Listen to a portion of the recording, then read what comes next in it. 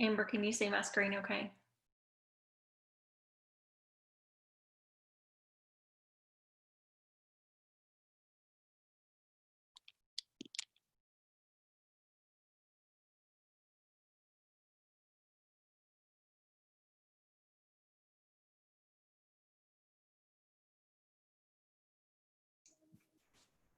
Hey, Michelle, this is Flint.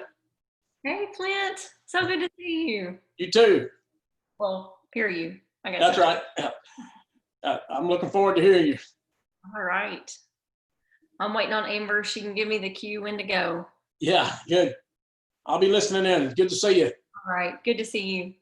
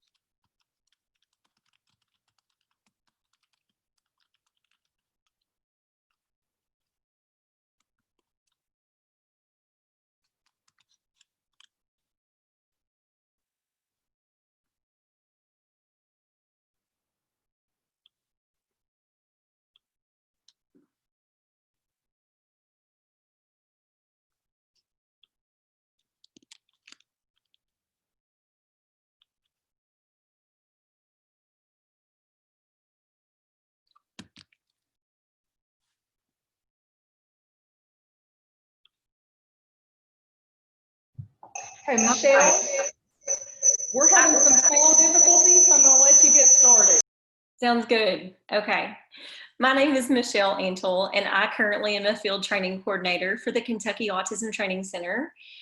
We are actually a statewide center that was written into legislation several years back, and it was actually started by a group of parents who really saw the need for more in-depth supports and training around our individuals with autism. So our main goal at the center is to improve the quality of life for individuals on the spectrum by providing training and coaching, and anything that any kind of supports that we can provide to do so. And so my background, I am a school psychologist. I am starting my 19th year in public education, but have been in the field a lot longer than that. I've actually been working with individuals on the spectrum for about 26 years now. And so I used to work in mental health, which required me to go into homes and work with a lot of families and children that way. I really miss that work, but definitely are using the skills and experiences that I learned with those families to train others in regards to autism. So today I'm going to be talking about using visual supports in the classroom, and hopefully through the use of those visual supports, we can be more inclusive for all of our individuals. I understand that we have professionals and some parents, and so I made sure to make some last minute tweaks to the presentation to include everyone from those role groups. So I did include a link in the chat box to my Google Drive so that you could have a copy of those handouts as well, since I was delayed in getting those to Amber, but I'm glad because I made some last minute changes anyway. So hopefully today we're going to understand how to individualize different visual supports to help promote behavioral and academic outcomes in a wide variety of educational settings, and then also the home as well. So hopefully if I do my job well, you'll walk away with at least 3 new useful strategies or resources to use in your classroom or in your home. So many people have a common misnomer that visual supports translates to visual schedule, when in all actuality, visual supports are a lot more inclusive than that. So we're going to kind of break those down today and talk about different ways you can use visual supports. The official definition from the National Clearinghouse on Autism and Evidence-Based Practice defines visual supports or any kind of concrete clue cues that are used with or in place of a verbal cue to help provide information, whether that be about a routine or a behavior or any kind of new skill that they're learning. So in general, that's a support that is going to help that learner engage in desired behavior or skills that would be independent of additional prompts. Now, one of the other common myths about visual supports are that you can just use visual supports in isolation, and that actually is not true. We know that reinforcement is absolutely 100% required, especially when we're learning to use visual supports, and we're going to talk about that in a little while about why that's so important. But we also know with those visual supports, we have to model, we have to prompt, and then include even task analysis within those larger visual support structures.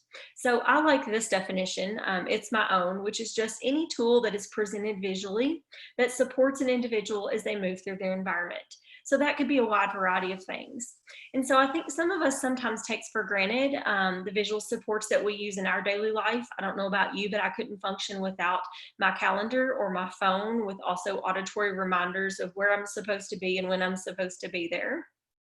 But also thinking about list of materials that we need. So whether it's things that we need to take with us to an office or presentation, or things that, are in our daily living, like a list of bills that need to be paid or a grocery list.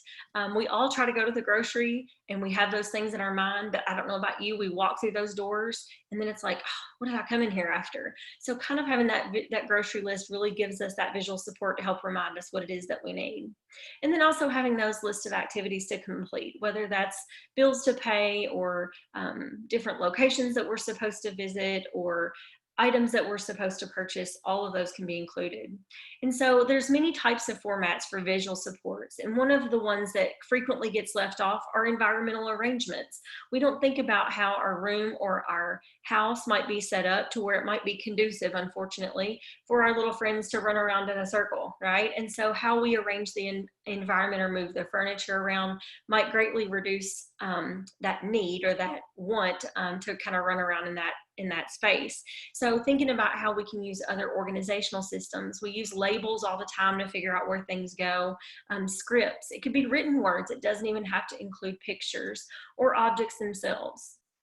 So why are they so important? Well, typically we know that our students are very strong visual learners. So information that may struggle to go in through the auditory means can definitely have a better chance of getting in if it's visual and it's concrete and it's right in front of us. And that's because it gives our students time to focus on that particular item, but it also gives them time to kind of process and work out meaning. So it's improving their comprehension skills as well. They can also refer back to that visual as often as we need. So words are transient, but visuals are permanent. And so we can look at those as many times as we need to reassure ourselves or to kind of just say, okay, what are we at again? Where are we learning? And so communication can be a lot more specific. It also encourages us to be consistent in our procedures or expectations. And so if a child or a student has more than one adult, for example, in their life, in their space throughout their day, whether that be at home or school, then we can vary just a little bit about the way that we do things. And while some of us will be like, oh, well, those are really small changes, but for some of our kids with autism, that can really set them over the top. And so if we can follow that visual support that's placed in front of us, then we can encourage and be more consistent in following through with their daily activities, which can lead to less frustration for our individual. But most of all, the most important reason that I feel like visuals are so important is because it teaches independence. It definitely gives a system to our individuals that they can understand, and then they can maneuver through their environments without an adult being right there because they understand how the system is supposed to work.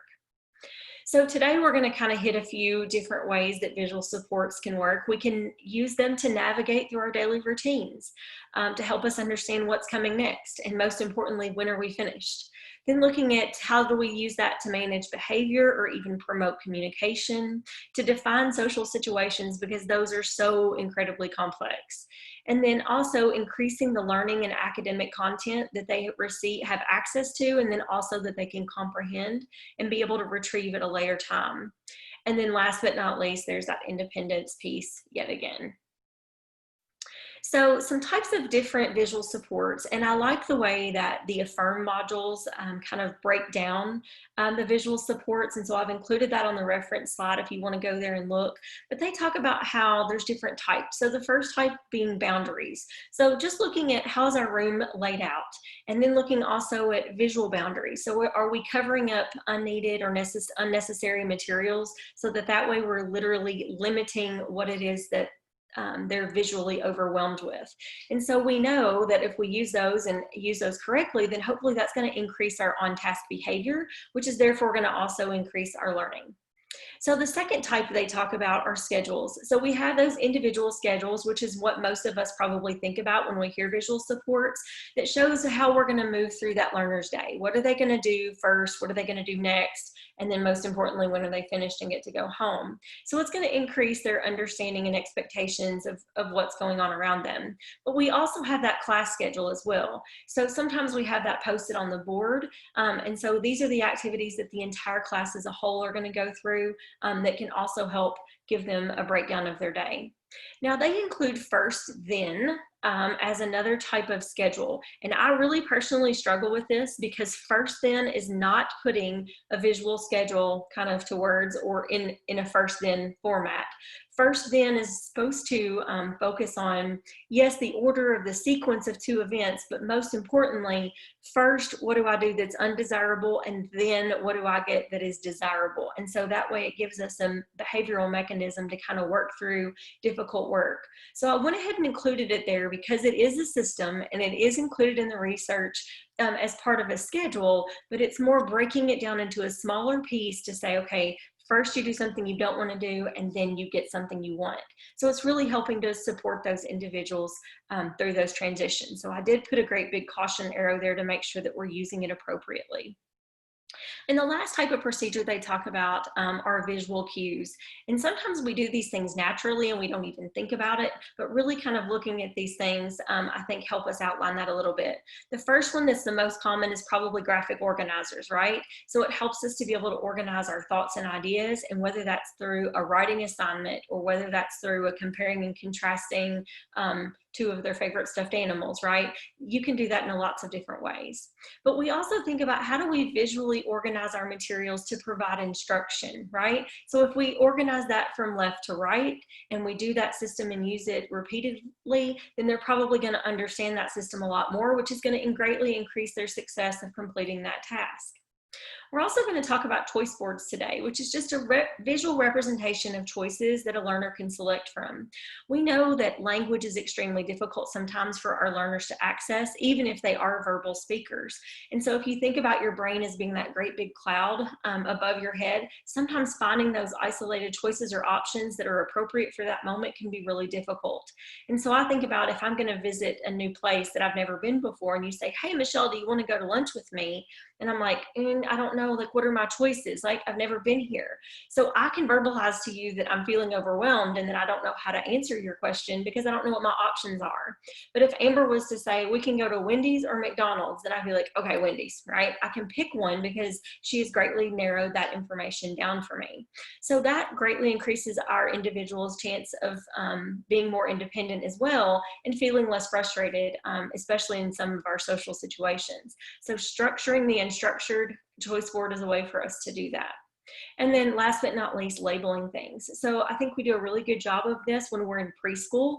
You know, everything has its home and everything has its place. But then as we kind of continue to move through the academic grades, we might not see that as prevalent, but it's super, super important, right? Where do things go? What are the expectations in each classroom and how do those differ? So it increases our understanding of our environment and what those expectations are. So I wanted to start out by talking about how do we use visual supports to navigate through our daily routines. The first big thing I can think of is that they really enhance our transitions with boundaries. And I think now, even with COVID, that's even more presenting now because we're seeing visual supports and boundaries out in every environment that we're there.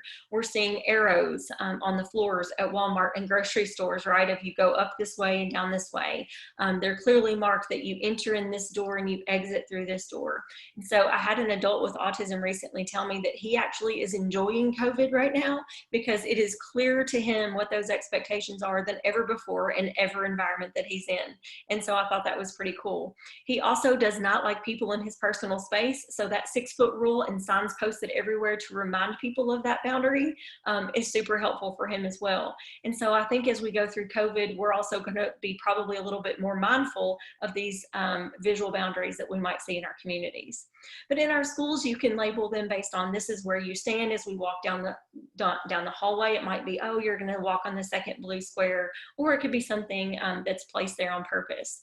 If you notice on the top left corner, that is actually in a preschool classroom in a block center. We had a student who really wanted to play with other kids, but he was really struggling to be able to tolerate kids to be in his personal space, but we wanted him to be able to participate in that center. So we gave him kind of his square or his box that said, you can stay here. And then we encouraged the other students to kind of stay away from that until he got a little bit more comfortable. And then we made the square smaller and smaller to help him kind of transition and feel more comfortable in that activity. So we know that our transitions are difficult. So any way that we can be specific about this is where we're going, this is how we're getting there, this is where you're supposed to stand, or this is the rules in this particular area really help to relieve a lot of that anxiety. In the bottom right corner, you also see a table.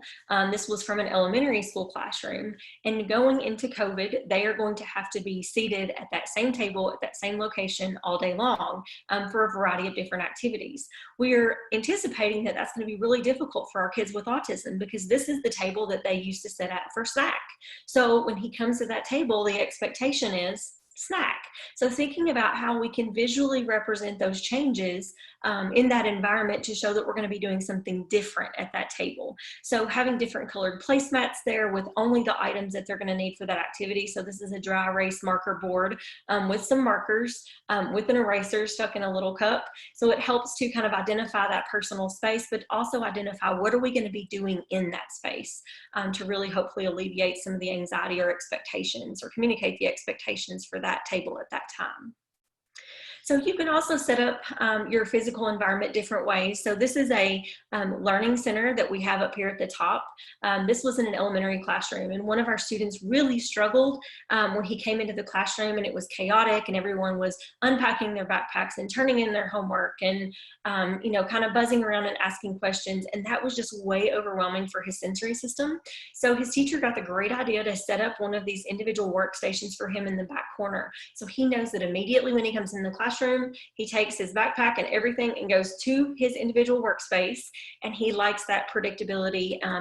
And so if you notice at the top of his desk, there's a yellow square, blue square, a green square. So he takes the yellow, star, not a square, and takes the yellow star and matches it to the yellow star on the box, removes the box. They're all things that he enjoys doing. And so he completes that activity, puts it in a finish bin on the right, then goes and he gets the blue star and completes that activity, et cetera, et cetera. So you see his name is included at the top there, Wyatt. And so when he completes all three of those tasks, by that time, everyone else in the classroom has kind of already settled down, and he can take his name and go to his cubby and match his name there and then continue out through that morning routine for him. And then it's not quite so overwhelming. So maybe it's not just even talking about what the physical structure looks like, it's when you're gonna kind of implement that physical structure to help reduce kind of stress and anxiety.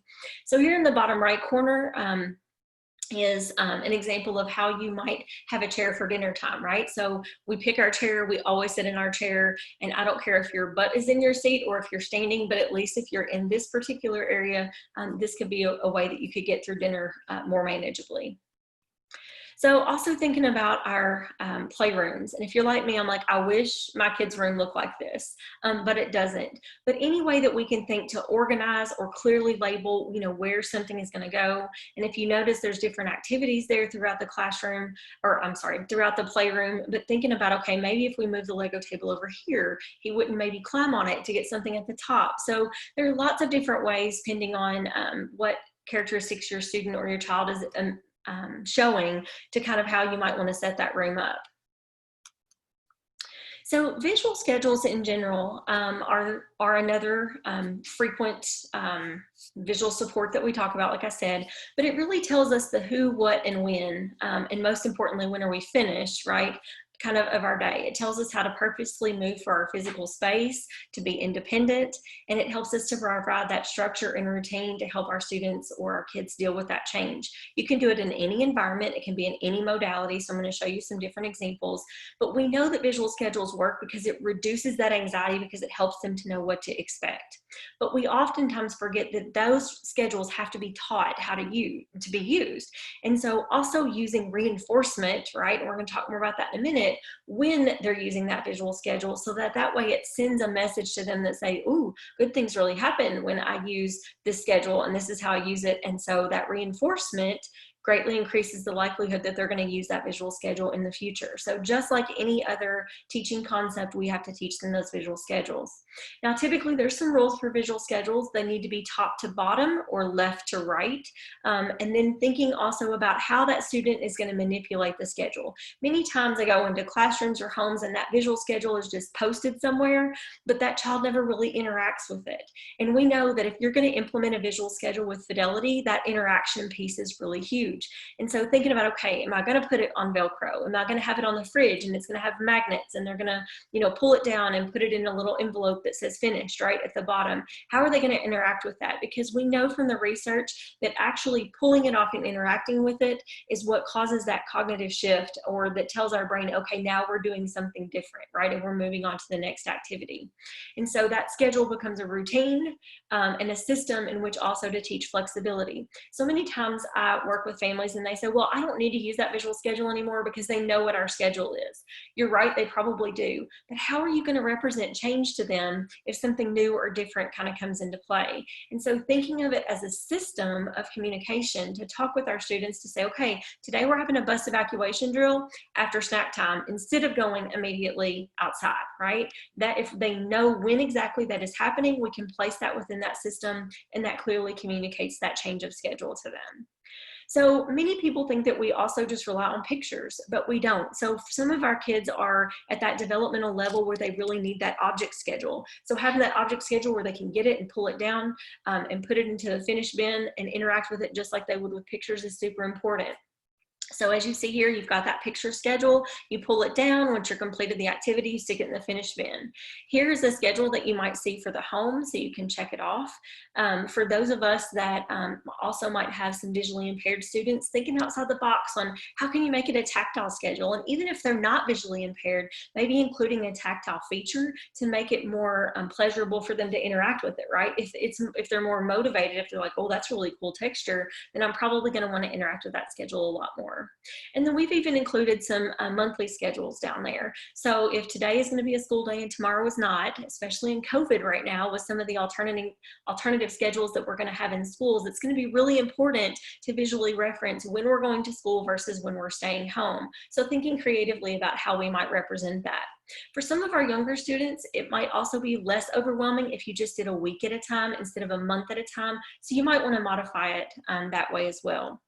So as I mentioned, there's whole class schedules, making sure that we somehow interact with that, right? So your student with autism may be coming up to remove those off the wall to show that change. Our individual schedules. So this is in an elementary classroom and I loved it. She had several students with autism that came in and out throughout their day. And so she only included 3 of their pictures. So when they came in, they had helped paint their sticks so they knew what color their stick was. So I'd go and I'd get my blue stick and it would show exactly the 3 things that I was going to do. So their finish was there was another Velcro strip on the back, and so they simply could just take it off and stick it around on the back side, and then therefore it reset itself for the next time, and if those 3 activities were going to be the same. And then also looking at like an activity or a mini schedule. So once I'm in a center or once I'm in an environment, if there's something specific that I need to do while I'm there, then you can almost have like a schedule within a schedule. So for some of our students, they really struggle to wait for the bus, right? And so they're sitting there and they're waiting, and the first bell rings and we're like, oh, not yet. The second bell rings, oh no, not yet. We have to wait till the 3rd bell. So kind of visually representing that or giving them something to do to kind of outline what can I do while I wait for that bus. So there's some other schedules that I included there for the home. So on the right, I really like that. It just kind of folds over. The only downfall that I would point out is that if at any point in time you needed to change something, or you're, like for example, you needed to feed the dog after you made the bed, there's no real way to kind of manipulate that. So being really mindful in, how we're setting up a schedule so that we can change those as needed. Also, I try to prevent putting times on there, because if you're off by 1 minute, that can really cause a struggle with some of our kiddos, because they're so concrete and they're so black and white. So just being very cautious and thinking through. So I stuck a question mark there about how are we going to make sure that it's mobile, right, in terms of that we can change it out if we need to, and also how is that student going to interact with it. But as you notice, all of these are left to right or top to bottom, so they do meet that profile. So when we're thinking about individualizing schedules, not just all of those things I just mentioned, but thinking about what type of schedule is needed. Is it an object schedule, a visual schedule, a written schedule? How long does that schedule need to be? For some of us, we might only be able to put 3 to 5 pictures at a time. Others of us, especially as they understand the system, you might be able to put 10 to 12, right? And so thinking about how we're going to represent that. How's the student going to manipulate it? Is it going to be stationary and located in one particular place in the classroom or at our home? Or are they going to be able to kind of have it portable and move it around, and what's that going to look like? And then also thinking through the logistics of who's going to be responsible for maintaining that schedule through the day, or to reset that schedule, right, once they have kind of completed it. And then does it meet the current needs of the kid? And so knowing that if we start with an object schedule, it's not forever going to be an object schedule. And then if we move to a picture schedule, it's not forever going to be that either. We want to hopefully move to a written schedule that makes it a little bit more easy to access. So other types of visual supports that I kind of wanted to talk about, because not just visual schedules, as I mentioned, is all we want to think about, but thinking about how are we going to communicate no, right? Or that something is off limits. And so thinking about a stop sign or hand or whatever it is that you might choose. The important thing that I want to emphasize here is that you have to teach it first. You can't just kind of throw it up there and expect our learners to understand that, oh, that means that this is off limits. Also, don't expect that the first time you put it up there, there's not going to be a tantrum, because when that concrete sign is there, they're going to realize, oh, that really means no, I don't have access to that. And so redirecting them might be a really important thing as well. So you can do that with computers or certain foods in the refrigerator. I have one mom that has a stop sign on her refrigerator when it is not allowed for you to be able to get snacks on your own. And she uses it for every kid in her home, with autism or without. And so to kind of communicate that as the expectation. Also, understanding time is so hard for our individuals as well. So thinking about how can we visually represent that. So in the bottom middle is kind of my favorite. It's timetimer.com. Love them in that it doesn't tick or buzz or even vibrate. You can buy some that do, but for the most part, you can buy them that they don't. And so for our kids that have a lot of that sensory kind of fear, those fear responses to a buzzer, then it kind of eliminates that. So you simply move the red to the specified time, and then when the red is gone, the red disappears, then your activity is over. It's time to move to the next thing. So one of the things we hear a lot of at our center is, well, that's all great and good, but I don't want them to become dependent on that visual support. And I'm like, well, we all kind of become dependent on a visual support, so what it looks like. So Time Timer has actually now come up with a watch in which it does the exact same thing, and it looks just like a smartwatch, and so our kids are not minding to wear them at all. It's great. You can also, right now, during COVID, timetimer.com, if you go there, you can download their free digital timer for your computer for free. It's free right now, and so I would jump on that opportunity as well. You can also go to something like Online Stopwatch, or kind of go to your parent teacher store or Target and find some of your same timers, because that can be equally represented. So also teaching waiting. So what do I do when I can't access my favorite activity, right? So when I'm having to wait for that iPad that I've been dying to play all day long, and you're telling me that someone else has a turn first, showing them visually what I can do while I wait. So today I can read, color, or draw. Tomorrow I might play Play-Doh, or I could use a different computer, right, while I wait. So ChoiceWorks is about $6.99, and it's an app, and it has a visual scheduling app as well as kind of a countdown timer. You can embed your own photos and videos to kind of help reinforce that as well if you have a kiddo that's really tech savvy. So also thinking about independent skills. We think about teaching toileting, and we pull up our pants and we pull down our pants, but we sometimes forget about the most important piece, which is how much toilet paper do you use? So if you do number one, you have how many squares? If you have number two, you have how many squares? And so thinking about how you can visualize that to let them know. So if you can't see it, it says you shall not pass on this line. So it's a visual representation of how much toilet paper. Now, I always use this also as a non-example because there's something about my OCD that drives me crazy. If you're going to use a visual support, make sure that it looks exactly what's in your home. So if you choose to put your toilet paper on backwards, because that's what I see this as, the toilet paper is supposed to go across the top, right? Then they may not look at it because they're like, oh, that's not what my toilet paper looks like. So just making sure that when we're using our pictures, they're accurate representations. So also thinking about circle time, how are we going to help explain behaviors or expectations? And for many of our young learners, they really struggle on what those behaviors are and how to focus on that. So we use something similar to this in one of the classrooms that I work in, and really kind of, we started with just 3. So like find your circle, sit on the floor, hands quiet, and kind of the teacher had the little check marks, and we utilize this as a token economy. And so for our student, he really had trouble tolerating sitting at the carpet. So as he sat there and he got his check marks, and the sooner he got his check marks, then he got to get up and go to do a different activity. It was still a learning activity, but something different that didn't require him to be at the carpet. So then gradually we would increase the amount of time, right, that he would have to comply with those 3 things before he got his 3 checks. And then we gradually expanded the amount of time. Once he could do that and do it pretty consistently, then we would throw in a 4th or a 5th. And so just kind of as a visual representation of, okay, these are the expectations of what it is when I say circle time. We also have friends that really struggle or want to argue when you say, okay, it's time to do X. And so one way that you can kind of eliminate that as an issue are these visual cue cards. So they're actually free on the victoriesinautism.com website that I've listed there. I suggest again that you pick no more than 3 to 5, depending on the age of your student. And again, you have to kind of teach those and introduce those. And so in a non-structured or a non-educational time, I might kind of just be playing with the kid and be like, hey, this is stop. What do you think it means, right? And we practice what that looks like. And then kind of graduate those in and build them in. So for me, with one particular individual, it got to the point where we would say, okay, line up. And you'd have to say, Ethan, line up. So he became so dependent on that verbal prompt. We were like, how are we ever going to get him out of this? And so literally his teacher would not say a word, and she would walk over, flip over to the lineup, physically show it to him without saying a word. And then she would say, class, it's time to line up. Boom, he would go. And then he didn't become dependent on her to say, Ethan, it's time to line up every single time. So fading those prompts would be helpful. Compliance is good as well, because they will argue with a human, but sometimes they will not argue with the picture.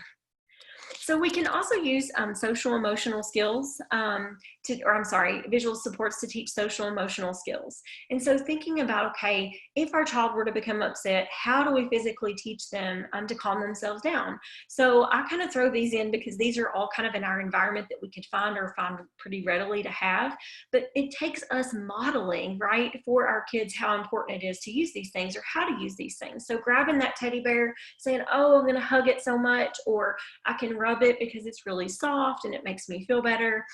Maybe it's that they like those little bitty stretchy dinosaurs or lizards that you get in the little 25% machine at the restaurants. And so show them what you can do with it. You can squeeze it like this, you can stretch it out like this. The important thing is that they're doing something when they start to feel either that anxiety or some dysregulation. And you can also teach them other things like wall push-ups. You can ask, see if they want to do jumping jacks, maybe sit on a beanbag chair if that's an option for you to go get a drink of water or maybe a snack.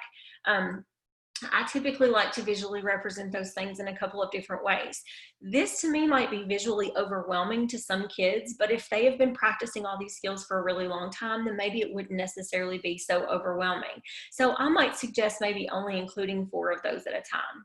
You can also have a visual checklist as well. So for our older students, as we're talking to them about what are some things that you make me feel better or that make me feel better, maybe kind of compiling a list. We also have an activity that I do, and I didn't include a picture, but it's called called Stick It to Your Worries. And I just get popsicle sticks and we write coping skills on popsicle sticks. So one coping skill per popsicle stick. And I kind of model that for the students. And I just say, you know, these coping skills that I usually have been using, like taking a walk or reading a book, they're not working for me anymore. So would you guys give me some ideas on things that you like to do? Like, what are some things that help you feel better? Jot it down, jot it down, jot it down.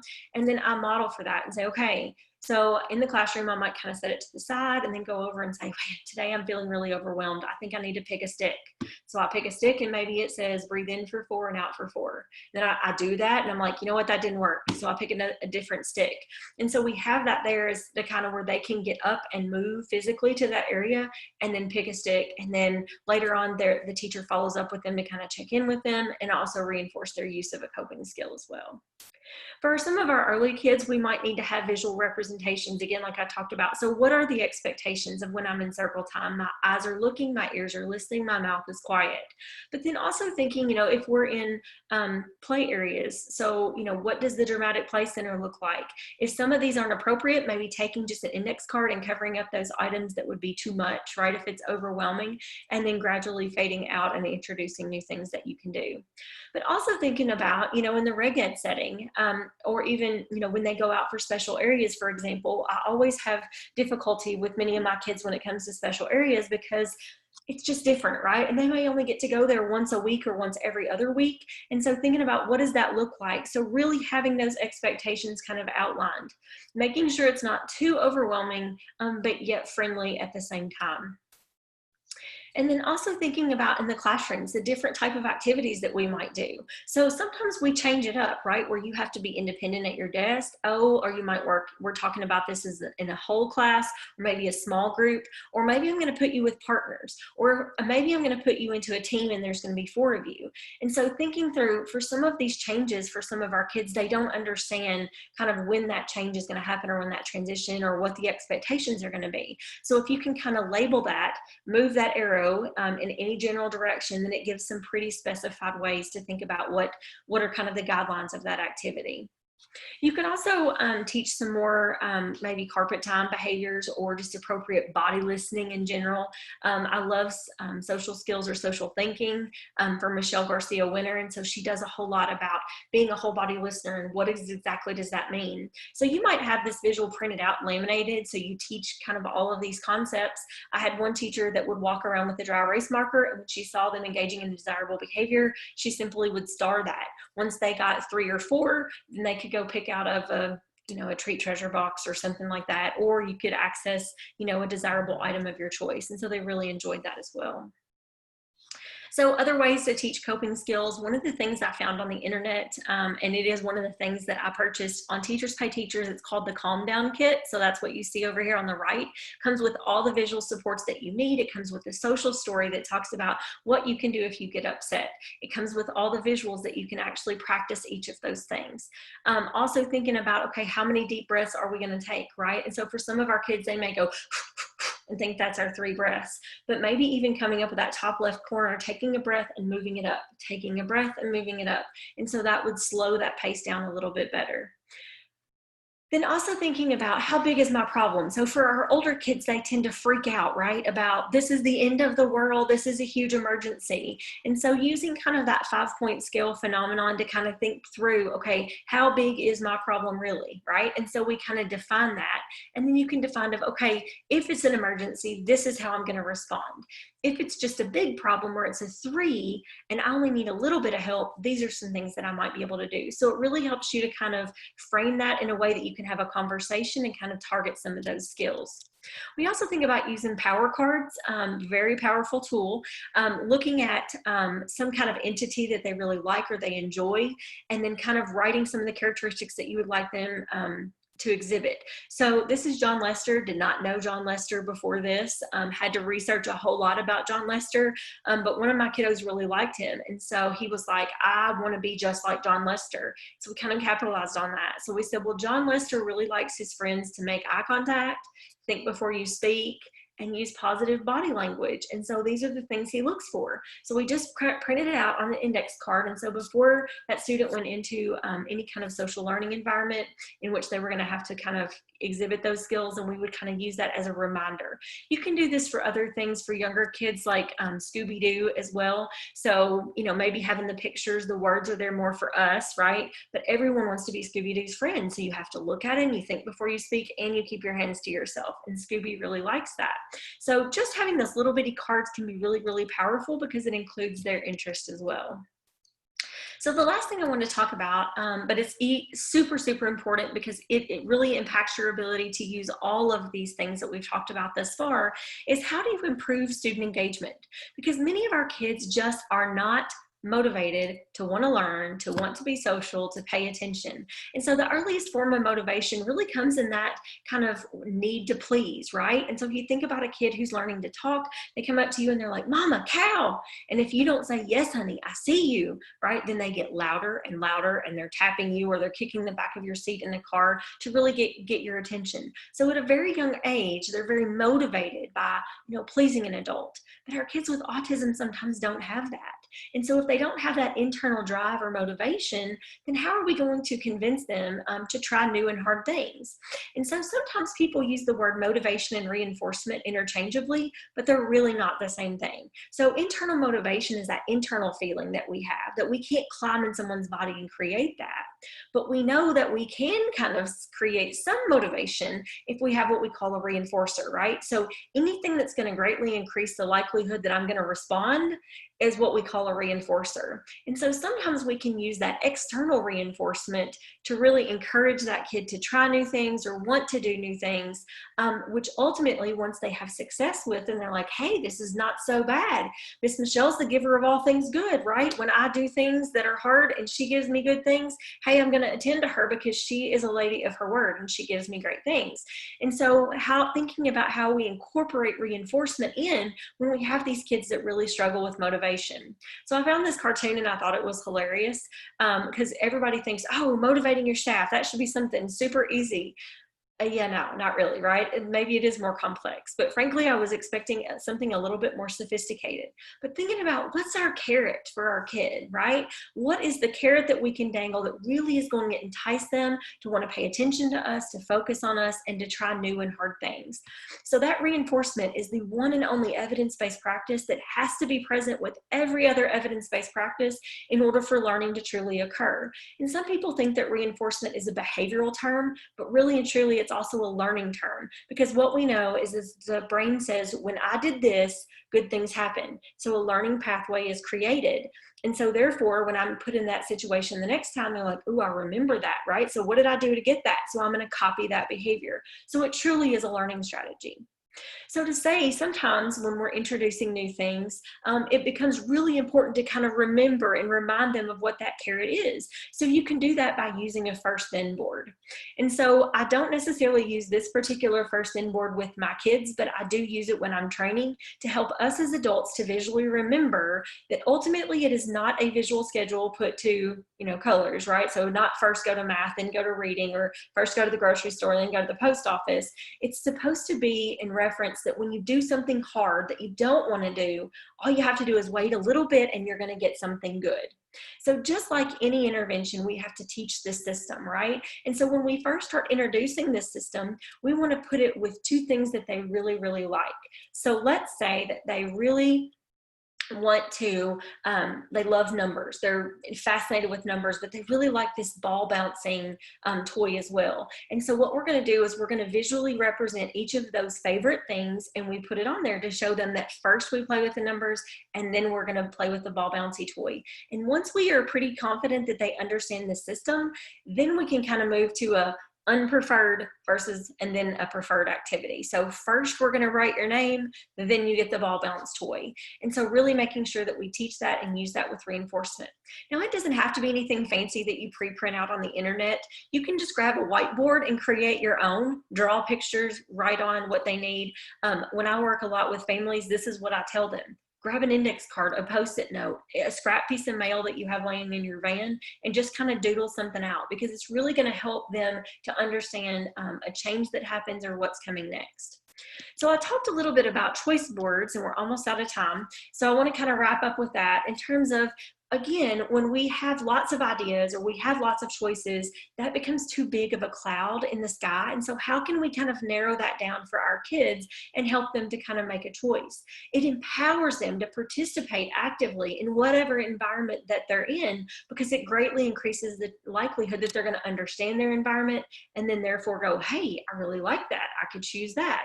So you could do it for play activities. You could do it for sensory activities.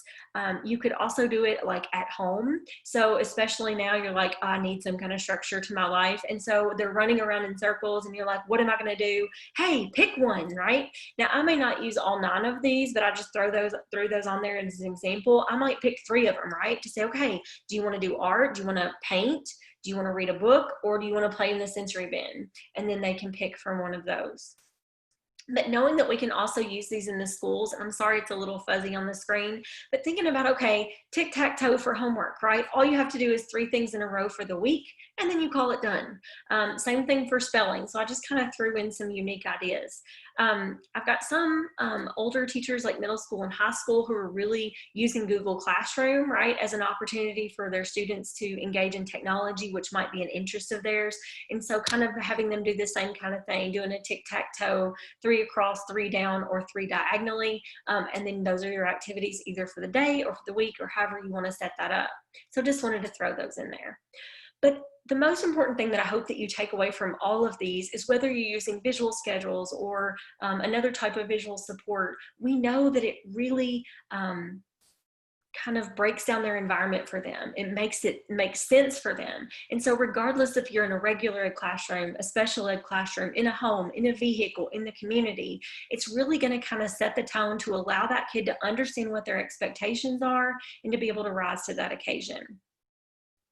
So I'm hoping that you're kind of thinking in your mind already about, okay, how do all these concepts that I've heard in the last 50 minutes kind of pull together for me? And what is one thing that I want to pick to really try to implement after this training? The great news is we live in the world of the internet. And so you can, find an idea and then go, okay, I'm going to Google more, right? To figure out how I might be able to individualize that for my student or my child. So hopefully you've been able to walk away with some ideas. And maybe one day in the future, we can all get together and figure out how we can make some of these visual supports together in a training. So I will take any questions that you have. My contact information is here. So feel free, that is my cell phone number. I'm typically on the road at all times. So if you have any questions, please don't hesitate to call my cell number because I'm never in my office. So I never even publicize my number. If you just need a quick answer to something, also feel free to shoot me a quick text and I'll be happy to help as much as I can. Amber, I'm going to turn it back over to you if that's okay. If your technology is working.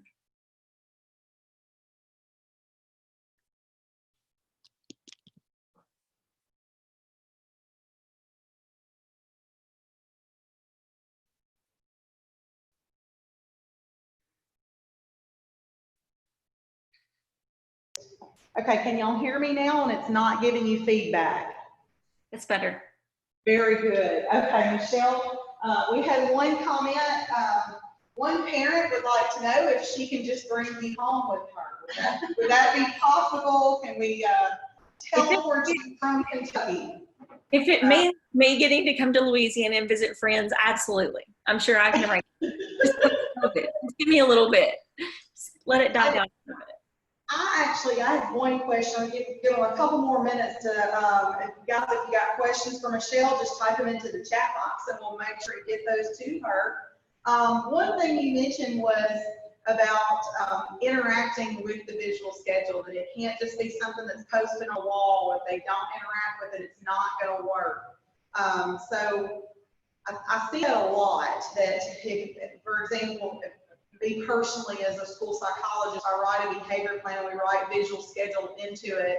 The teacher will do it, they have it in the room, but then, whenever I go back to check on behavior plan, it'll say, well, it didn't work. And maybe it's hanging on the wall or something like that. Can you talk to us more about how can we make sure at the front end and teach that visual schedule? Do you have recommendations for coaching on that part of it?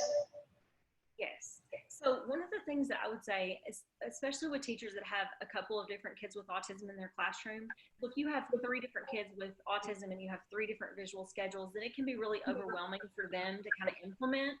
So I always suggest, and I know this is probably not best practice, but pick one student that you feel like you can kind of practice with that's a little bit more malleable so that you feel a little bit more comfortable, right? In being able to kind of implement those strategies. I also suggest that maybe in the beginning that you start with maybe just 3 pictures, right? So maybe just at the very beginning of the day, if that seems to be the most hectic time, right? Starting with those 3 pictures and just trying to implement that and making sure that you're reinforcing that student with all 3. Because where I see the wheels fall off is that teachers get overwhelmed in trying to prompt and reinforce our kids to utilize that. And so thinking about, you know, how can we make it more manageable for them to where they go like, oh, this is no big deal. Like I can do 3 pictures. Okay, let's do 4 pictures and 5 pictures and 6 pictures. But a lot of them, what happens is once they start to see success with the first 3 pictures, then they're going to be like, oh my gosh, like my morning routine is so much easier now. Like tell me more, right? So they get reinforced by our students being more on task and having less undesirable behaviors through that time. So I tend to start small. And I know not all of us have the flexibility to go into like classrooms, for example, and really model and implement. But any time that you can do that, just even remotely, you know, for a few minutes might help. I also take advantage of the little mamas in the classroom. Y'all know I'm talking about the little girls, or it could be little boys. I'm not, you know, discriminating. But those little girls come over and they want to be like the caregiver for these kids, and so give it to them as a job and say, I need you to make sure that Micah is using the schedule today. So 1, 2, 3. This is so teach the little mama how to implement it, and that might be helpful too. Peer tutors is a good strategy, Coach. Thank you so much for that. We had one more question. What do you think about apps instead of tactile schedules? If these could be placed on the iPad, it would be so much more effective, so much more time and cost effective. Yes. Yes. Do you think that there's a difference in the effectiveness? I know there is apps, and of course you get lots of illustrations, tactile ones, but do you see a difference in the effectiveness between 2? I think that it all depends on the kid. So I included the ChoiceWorks app because that is an app that you can utilize for that. And so I have had some students that do that. Some of them don't like the texture or the sound of the Velcro. So if you have those kind of kids, it can be really helpful. But typically I'm not introducing technology until we're getting older. Like, and our kids have been utilizing these visual schedules that are interactive for a couple of years before we kind of move to that. Because there's something about having that tactile item, about having that cognitive kind of shift that happens in the brain that really helps them. So you can try it, but sometimes I see that, like, for example, if you're using it for a visual schedule, the kid will just open up their iPad and they'll go dun, dun, dun, dun, dun, and they just immediately kind of scroll them over and then kind of move on. And so it's difficult too for us as adults to kind of monitor. Whereas if it's on a wall, then we can kind of see how they're progressing, and it reminds us to prompt the student to use it as well. Thank you so much for that. There was one question about the PowerPoint